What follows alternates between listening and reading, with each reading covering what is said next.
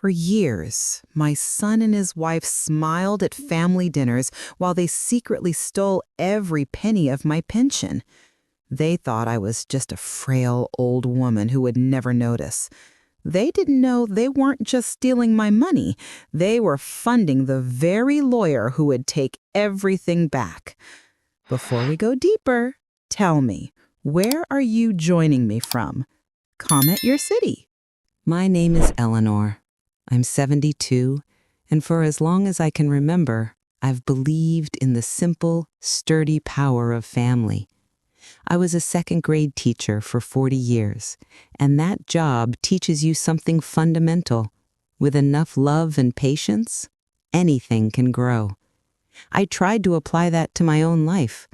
My late husband, Robert, and I built a life that wasn't about extravagant wealth, but it was profoundly rich. We had our home, a garden that Robert tended with his calloused, gentle hands, and our son, Mark. He was our whole world. When Robert passed away 10 years ago, I felt hollowed out. The silence in our house was so loud it felt like a physical thing. But Mark, he stepped up. He was my rock, my connection to the life Robert and I built. He was a good son, so attentive and caring, and when he married Sarah, I welcomed her with an open heart. She was bright, ambitious, and she seemed to make my son so happy. Together, they gave me my two greatest joys, my grandchildren, Liam and Chloe. Our family was my masterpiece. I was so proud of how close we were. Every Sunday, my house would fill with the smell of pot roast and the sound of my grandkids' laughter.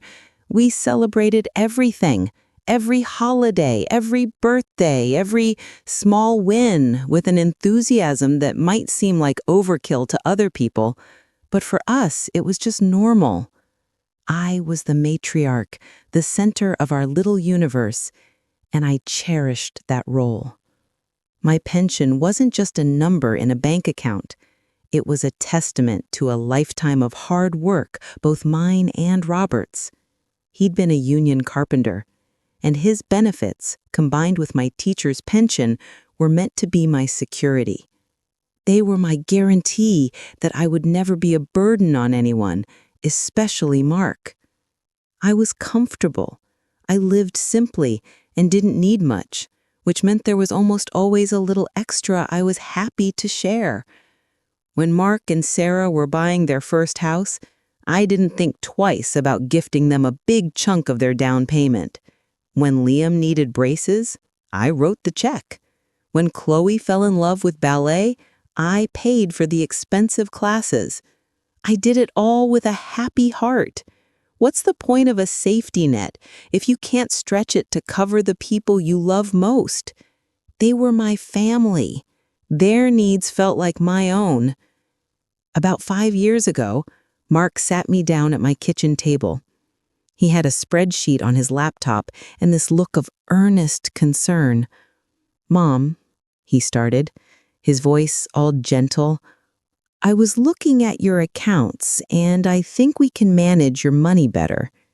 Everything's online now. It's just so much easier.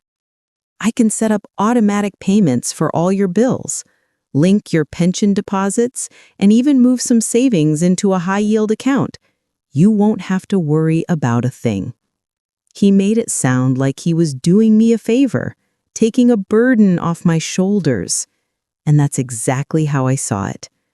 I was never great with computers, and online banking seemed intimidating. Having my smart, capable son handle it all felt like a blessing. "Oh, Mark, that would be wonderful," I said, my heart just swelling with gratitude. He took it all. My account numbers, my social security details, my passwords. He promised to get it all organized and give me a simple one-page summary each month. He called it Project Simplify Mom's Life. I trusted him completely, the same way I had once trusted his father. I had handed my son the keys to my entire financial life, believing he would be its faithful guardian. For years, I had no reason to think otherwise. The summaries he showed me looked fine, the numbers added up, and my life went on, peaceful as ever. I was the proud matriarch of a perfect, close-knit family. It was a beautiful picture, and from where I stood, I couldn't see the cracks starting to show, or the darkness bleeding through from the other side. The first sign that something was wrong was so small, I almost missed it. It was a stark white envelope with a red, urgent notice on the front. It was from the electric company, a final notice. It said my payment was 60 days late and my power was about to be shut off. I just stared at it, completely bewildered. I hadn't paid a utility bill myself in years. Mark handled all of that. It had to be a mistake. I called Mark, the letter shaking a little in my hand. Mark, honey, I got the strangest letter. The electric company says I haven't paid them in 2 months. I heard him sigh on the other end, a sound of frustration that immediately made me feel like I was bothering him. Oh, Mom, really? It must have slipped my mind. I've been swamped at work. Don't worry about it. I'll handle it. He said it with such confidence that I felt a pang of guilt. Of course he was busy. He had a demanding job, 2 kids. I was being needy. I apologized for calling and threw the letter away. A few weeks later, I was at my favorite grocery store. My cart was full for Sunday dinner, a nice chuck roast, potatoes, carrots, and a bottle of the red wine Sarah liked. At the checkout, the total was $87.34. I put my debit card, the one linked to the account Mark managed, into the reader. Declined. The young cashier looked at me with apologetic eyes. I'm sorry, Mrs. Davison. It says insufficient funds. A hot wave of shame washed over me. Impossible. My pension had just been deposited last week. There should be thousands of dollars in there. Could you try it again, please? I whispered. She did. Declined. My hands were shaking so badly, I could barely fumble for my credit card in my purse. I left the store feeling mortified, my face burning. As soon as I got to my car, I called Mark, my heart pounding with anxiety. Mark, my card was just declined at the grocery store. It said insufficient funds. What's going on? Again, that irritated tone. Mom, relax. You're getting worked up over nothing. The bank has been flagging transactions for fraud. It's a pain, but it's for your own protection. I'll call them and get it sorted. Just use your credit card for now. He was so calm, so reassuring. He made me feel silly for panicking. So I took a deep breath and let it go. He was my son. He was handling it. But a quiet unease started to settle in my chest. I started noticing little things. Mark and Sarah, who were just complaining about how expensive school supplies were, suddenly seemed to be doing really well. Sarah had a new designer coat I knew must have cost a fortune. Mark was showing off a brand new smartwatch. Then they traded in their sedan for a much bigger, newer SUV. When I mentioned it at dinner one Sunday, Sarah just beamed. Oh, we got an amazing deal. It was a demonstrator model, practically a steal. Mark tapped his new watch, and this was a performance bonus from work. It's been a good quarter. Their answers were always so quick, so plausible, but the unease wouldn't go away. It felt like watching a play where the actors knew their lines, but the set behind them was starting to wobble. That picture of my perfect family was still hanging on the wall, but for the first time, I felt a chilling draft, like someone had secretly left a window open. Before we go any further, if you're getting drawn into this story, please take a moment to like this video and subscribe to the channel. It helps more than you know and make sure you won't miss what happens next. Now, back to the story. The thing that finally pulled the first real thread from that tapestry of lies was another letter. This one wasn't a utility bill. It was a thick, cream-colored envelope with the logo of my pension fund. I opened it, thinking it was just a routine statement. Then I read the first sentence, and the air just left my lungs. Dear Mrs. Davison, this letter is to confirm the details of your recent lump sum withdrawal request. I read it again and again. Lump sum withdrawal request. The words swam in front of my eyes. I hadn't requested any withdrawal. My hands started to shake uncontrollably. The letter said a request was made 2 weeks ago, and after verifying security info, a transfer of $10,000 had been sent. My first thought was fraud. Some hacker, a faceless criminal. A wave of sickness washed over me. I scrambled to find the phone number for the pension office, my fingers fumbling on the phone. When a representative finally answered, I could barely speak. My name is Eleanor Davison. I received a letter about a $10,000 withdrawal. I didn't make it. You have to stop it. It's fraud. The woman on the other end was calm. I understand, Mrs. Davison. Let me pull up your account. I heard the soft click of a keyboard. Ma'am, I see the withdrawal here. It was processed on the 3rd of this month. We followed protocol. The request was made online and verified with the correct security answers. What security answers? I asked, my voice cracking. The name of your first pet and your mother's maiden name, she replied. My blood ran cold. Only my closest family would know that. Mark knew that. Where was the money sent? I whispered. It was an electronic transfer to the primary linked bank account on file, an account ending in 4582. My checking account, the one Mark managed. A chasm opened up in my heart, a deep, terrifying void. No, it couldn't be. Not Mark. There had to be another explanation. My mind was racing, trying to find any other reason. Maybe he moved it to that high-yield account? Maybe he was consolidating my funds and forgot to tell me. I was desperate to build a bridge of innocence over this abyss of suspicion. I thanked the representative and hung up. My first instinct was to call Mark and demand an explanation, but something held me back. I remembered his dismissive tone about the electric bill, his irritation when my card was declined. If I confronted him and I was wrong, I would have accused my own son of something horrible. And if I was right, I couldn't bear it.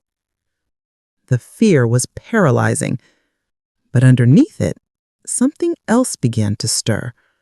A cold, quiet resolve. I was a teacher. I deal in facts. I grade papers based on evidence, not feelings.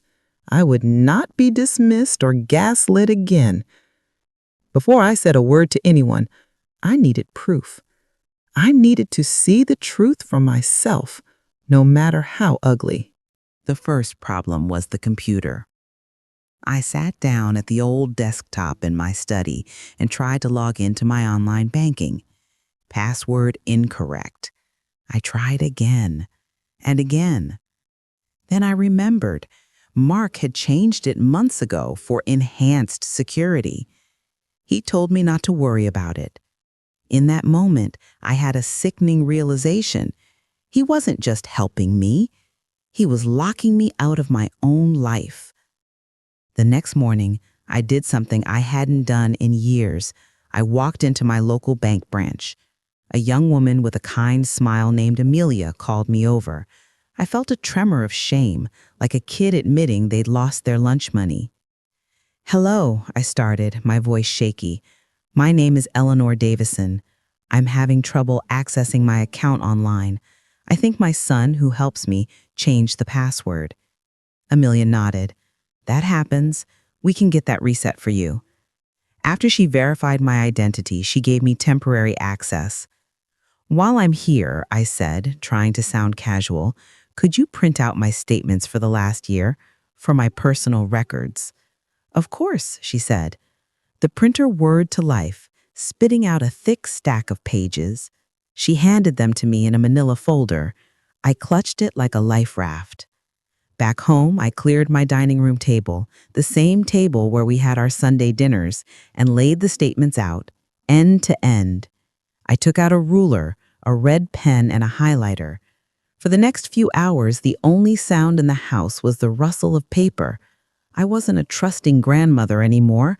I was an auditor, an archaeologist excavating the ruins of my own trust. The picture that emerged was devastating. It didn't start with a bang.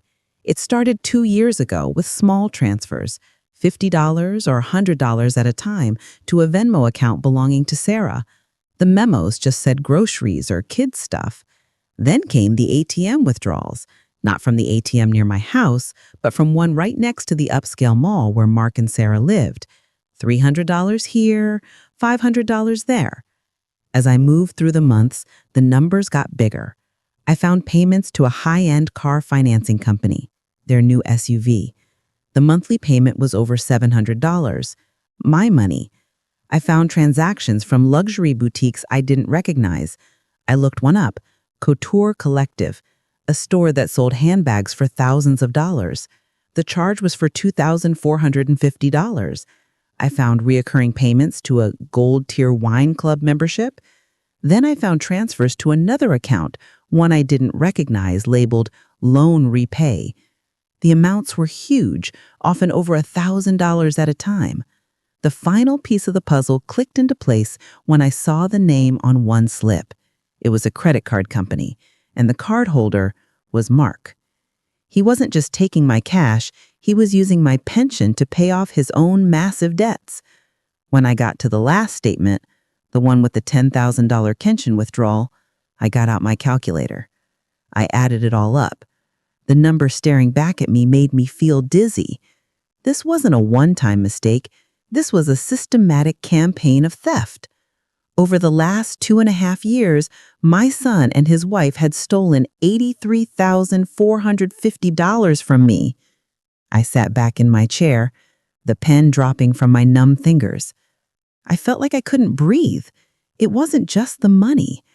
The money was paper. It was the absolute crushing weight of the betrayal.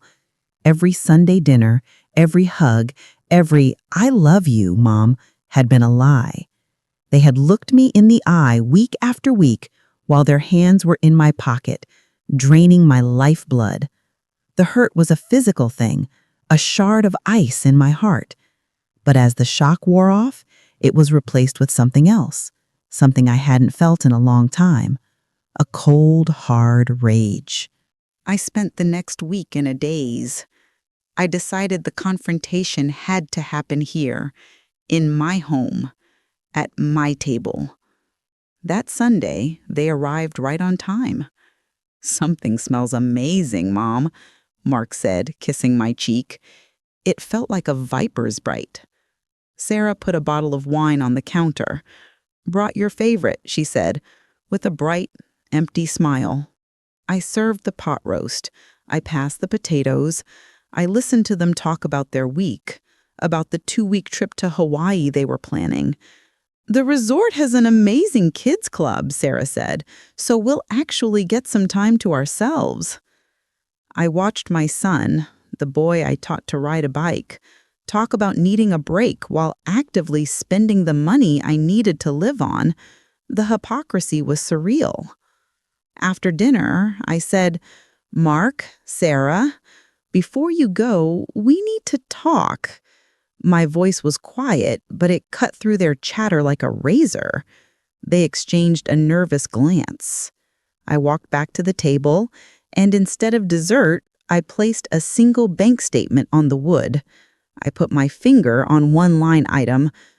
"I don't remember buying a $2,450 handbag from Couture Collective," I said, my voice dangerously calm. Sarah's face went white. Mark, though, immediately went on the attack. "Mom, what is this?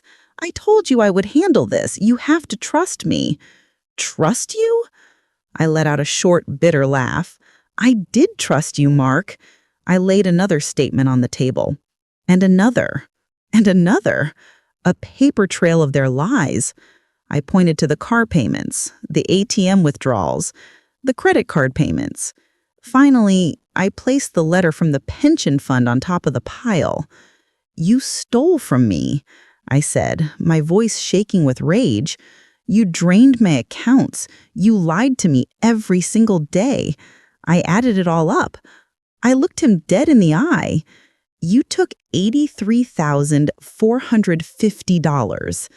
You stole my pension, the money your father worked his entire life for to make sure I would be safe." The dam broke. The performance was over. "Mom, you don't understand," Mark burst out. "The pressure we're under, the bills, we have to maintain a certain lifestyle. You have more than you'll ever need. It's just sitting there. It's not like you're even using it." His entitlement, his complete lack of remorse was staggering. It knocked the wind out of me more than the theft. Sarah, now openly weeping, chimed in, "We were going to pay it back, Eleanor, I swear. It was just supposed to be a short-term loan. You wouldn't have even noticed if it weren't for that stupid letter." They weren't sorry for what they did. They were sorry they got caught. They saw my life savings as their personal slush fund. They saw me not as their mother, but as a resource to be exploited. In that moment, watching them, I didn't see my son and his wife. I saw two strangers. The love I felt for them curdled into something cold and final. I looked at them, at their faces twisted with self-pity, and I felt nothing but a profound, chilling emptiness. The grief for the son I thought I had would come later. Right now, there was only ice. "Get out," I said. The words were quiet, but they landed with the weight of a slammed door. Mark stared at me. "What?" "Mom, don't be like this. Let's just talk about it." "There is nothing to talk about," I replied, my voice gaining strength. "You have spent years lying to me. You've said everything that needs to be said. I want you out of my house. Now." I pointed to the door. "The family you were a part of is gone. You burned it to the ground. Get out." They stumbled out, shocked into silence by my fury. They expected tears. They expected me to lecture them and then forgive them, because that's what mothers do. They did not expect the steel that had formed in my spine. That night was the longest of my life. I didn't sleep. I grieved. I wept for the boy I had raised and the man he had become. I cried for my grandchildren. But as the first light of dawn came, my sorrow began to crystallize into a diamond-hard resolve. They had mistaken my kindness for weakness. They had underestimated me. I would not be a victim in my own story. I thought of my late husband's cousin, David. He was a retired financial fraud investigator. Robert had always said, "If you're ever in real trouble, David is the man you call." I was in real trouble. I found his number and dialed. I laid out the entire sordid story. He listened without interruption. When I finished, he paused. "Ellie," he said, his voice grim but kind, "I am so sorry you are going through this, but you have to act, and you have to act now. This isn't a family squabble. This is a crime. It's called elder financial exploitation, and we're going to fight it." Hearing the official term, exploitation, was both horrifying and validating. It gave a name to the monster that had been living in my house. Following David's guidance, was like being led out of a thick fog. He gave me a clear list of steps, and I executed them with the precision of a soldier. The purpose, the forward motion, kept me from collapsing. Step 1, the bank. I walked into a completely different bank, opened new accounts, and then went to my old bank and closed everything. I had them liquidate it all into a cashier's check. Then I called the pension fund and Social Security and redirected all my future deposits to my new secure accounts. I had changed the locks. Step 2, the lawyer. David connected me with a woman named Miss Albright, a sharp, no-nonsense attorney. I met her in her office with my stack of highlighted statements. She reviewed my evidence, her expression growing more serious with each page. "Mrs. Davison," she said, looking up at me, "this is one of the most well-documented cases of elder exploitation I've ever seen. Your records make our case incredibly strong." For the first time, I felt the truth of my own hook. My son had unwittingly funded the very machine that would now hold him accountable. Step 3 was the hardest. Filing a police report. To formally accuse my own son of a crime felt like a violation of the natural order of things, but it was a necessary step. I gave my statement to a compassionate officer, my voice breaking as I detailed the years of deceit. As these wheels began to turn, the frantic calls from Mark and Sarah started. At first, they were angry. "Mom, what did you do? Our accounts are frozen." Then, as reality sunk in, the anger morphed into panic. Their car payment bounced. Their credit cards were declined. The lavish lifestyle they had built with my money crumbled in a matter of days. Then came the begging. Dozens of voicemails a day. "Mom, please, you're ruining our lives. Think of your grandchildren. How can you do this to your own family?" They tried to use my grandchildren as emotional blackmail, a tactic so cruel it only strengthened my resolve. They didn't care about me. They cared about the ATM they had just lost. Miss Albright drafted a formal demand letter. It outlined to the penny the $83,450 they had stolen. It proposed a settlement to avoid a public lawsuit. The terms were non-negotiable. They would immediately sign over the title of the SUV, and for the rest, they would enter a legally binding repayment plan, with their wages garnished. They were cornered. Faced with the mountain of evidence, they had no choice. Their house, now unaffordable, was sold in a hurry. They moved into a small, cramped apartment. Mark's reputation at work was ruined when his company was served with the wage garnishment order. The facade of their success had shattered. They came to my house one last time. They stood on my porch, looking defeated. They cried. They begged for forgiveness.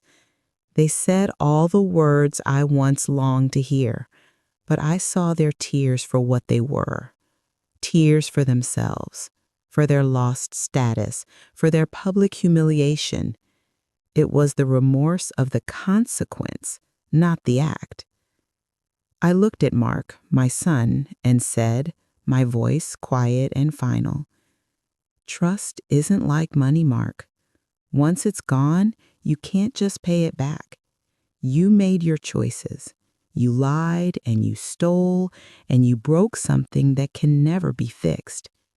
Now you have to live with your consequences, and I have to live with mine." I closed the door, and with it, a chapter of my life. The months that followed were about rebuilding. I sold the big family house and bought a lovely, bright condo in an active senior community. It's smaller, more manageable, and it's all mine. I started volunteering at the local library, reading to children. Their laughter is a balm to my soul. I reconnected with old friends and family. I learned, to my sorrow, that I wasn't the only one who had been suspicious. My relationship with my grandchildren is complicated. For their sake, I see them, but only under supervised conditions, away from their parents' influence. I'm rebuilding our bond, one honest conversation at a time. I'm no longer just a trusting grandmother. I'm a survivor. I'm secure, I'm at peace, and I'm free. In the end, I did what I had to do. I reclaimed my life, my dignity, and my financial security. But the cost was immeasurable. I lost my son, and a part of my heart will always carry that scar. Justice was served, but there was no victory. There was only the quiet, somber reality of what was left. So I want to ask you for your perspective. What would you have done in my shoes? Was there another way to handle such a deep betrayal? Can a family ever truly recover from something like this? Let me know your thoughts in the comments below. Thank you for listening to my story. If it resonated with you, please don't forget to like, subscribe, and hit the notification bell for more stories.